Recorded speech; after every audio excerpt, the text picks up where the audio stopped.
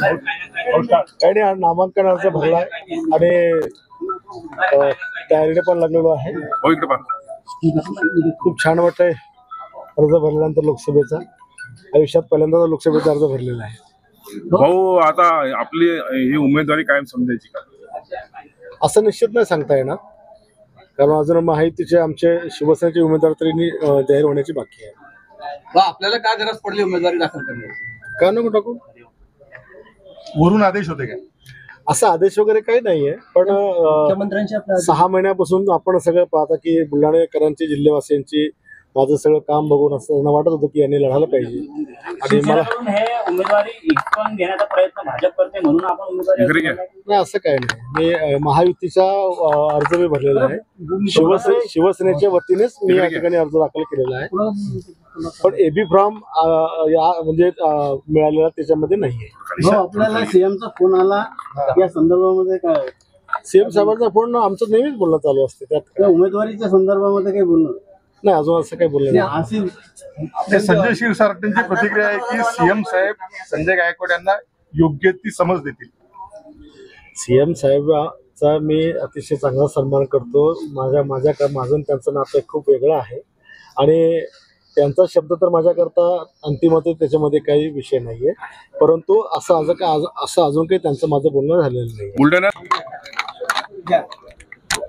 साहेब, आपण सकाळपासून बुलढाण्यात दाखल झालेले आहात. आज आपल्या समोरच विद्यमान आमदार जे आहेत संजय गायकवाड यांनी आपला लोकसभेचा उमेदवारी अर्ज दाखल केलेला आहे. मी आज सकाळपासून सन्माननीय आमदार संजयजी गायकवाडांच्याच कार्यालयात बसलेलो होतो.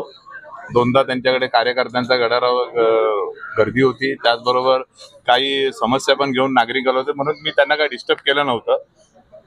आणि सकाळपासून असं काय हे होईल असं मलाही वाटलं नव्हतं. पण आता त्यांनी, ते शिवसैनिक आहेत आणि जुने जाणते शिवसैनिक आहेत, त्यांनी एक इच्छा प्रकट केली आहे. याचा अर्थ असा नव्हे की बाबा त्यांना इच्छा आहे लढण्याची, त्यांनी एक भूमिका मांडलेली आहे स्वतःची, आणि स्वतः सीएम साहेबांशी त्यांचं आता बोलणं झालेलं आहे.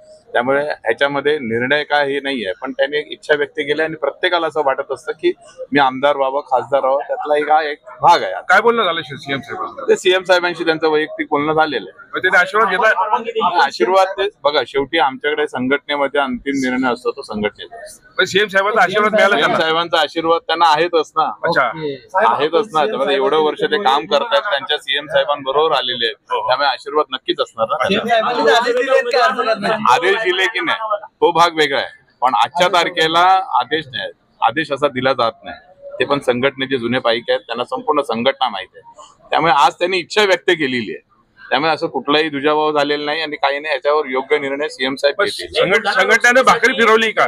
नाही, भाकरी फिरवायची एवढे काही गरज नाही आहे. अच्छा, अजून तरी सध्या काही नाही.